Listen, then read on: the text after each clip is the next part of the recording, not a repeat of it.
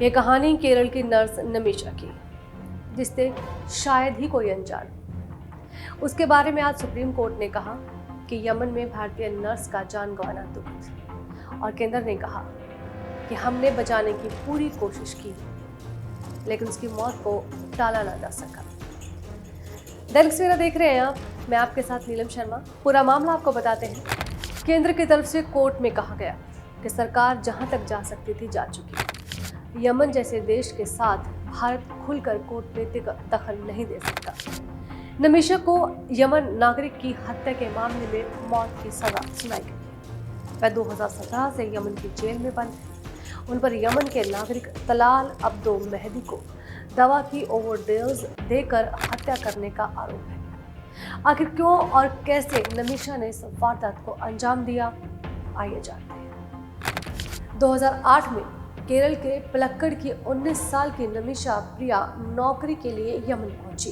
राजधानी सना में एक सरकारी अस्पताल में उन्हें नर्स की नौकरी मिली। 2011 में नमिशा शादी के लिए भारत वापस आई। कोची के रहने वाले टॉमी थॉमस से शादी की और दोनों यमन आ गए। थॉमस को इलेक्ट्रीशियन के असिस्टेंट की जॉब मिली। 2012 में नमिशा को बेटी हुई। सैलरी कम होने के चलते गुजारा मुश्किल हुआ। 2014 में थॉमस बेटी के साथ कोची लौट गए, जहां वे ई रिक्शा चलाने लगी, जबकि नमिशा ने कम सैलरी वाली जॉब छोड़कर क्लिनिक खोलने का फैसला किया। लेकिन यमन के कानून के मुताबिक नमिशा को एक लोकल पार्टनर की जरूरत थी। इस दौरान नमिशा की मुलाकात कपड़े की दुकान चलाने वाले मेहदी से हुई। मेहदी की पत्नी की डिलीवरी नमिशा ने ही करवाई थी। जनवरी 2015 में नमिशा बेटी मिशाल से मिलने भारत आई। मेहदी भी उसके साथ भारत आया। इस दौरान मेहदी ने नमिशा की शादी की एक तस्वीर चुरा ली।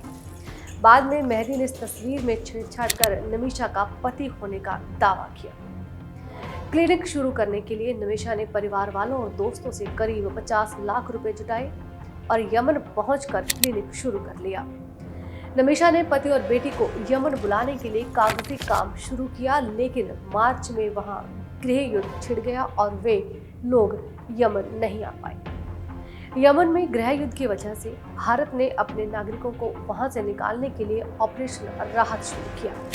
यह ऑपरेशन अप्रैल मई 2015 तक चला, जिसमें 4,600 भारतीयों और करीब 1,000 विदेशी नागरिकों को यमन से निकाला, लेकिन इनमें सिर्फ नमिशा ही भारत नहीं लौट पाई।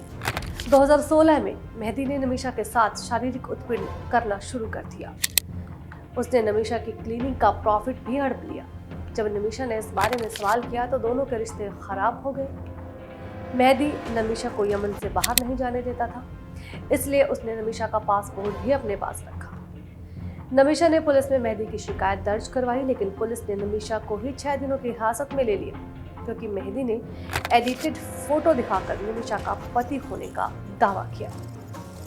नमिशा काफी परेशान हो चुकी थी। जुलाई 2017 में मेहदी से पासपोर्ट लेने के लिए नमिशा ने उसे बेहोशी का इंजेक्शन दिया, लेकिन इसका असर नहीं हुआ। फिर नमिशा ने मेहदी को ओवरडोज दे दी, जिससे उसकी मौत हो गई। मीडिया रिपोर्ट्स के मुताबिक नमिशा ने मेहदी के शरीर के टुकड़े कर वाटर टैंक में फेंक दिए। इसके बाद पुलिस ने नमिशा को गिरफ्तार कर लिया।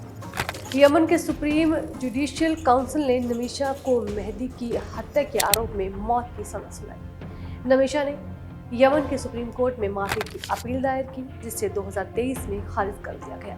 राष्ट्रपति रशद ने भी 30 दिसंबर 2024 को सजा को मंजूरी दी। शरियाई कानून के मुताबिक पीड़ित पक्ष को अपराधियों को सजा तय करने का हक है।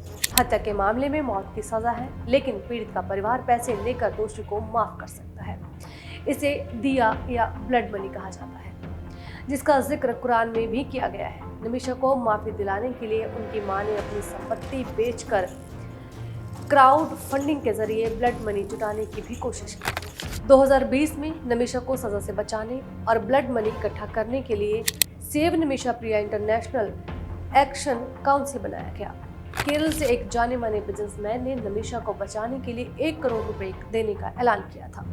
विदेश मंत्रालय का कहना है कि नमिशा को बचाने के लिए हर संभव कोशिश की जा रही है, लेकिन मेहदी के परिवार ने अभी तक ब्लड मनी स्वीकार नहीं की है। निमिषा की मां यमन की राजधानी सना में डटी हुई है और बेटी को बचाने की कोशिश कर रही है। इस बीच केरल के मुख्यमंत्री पिनराई विजयन ने भी प्रधानमंत्री नरेंद्र मोदी से अपील की है कि वे निमिषा प्रिया की जान बचाने के लिए संबंधित अधिकारियों के जरिए हस्तक्षेप करें।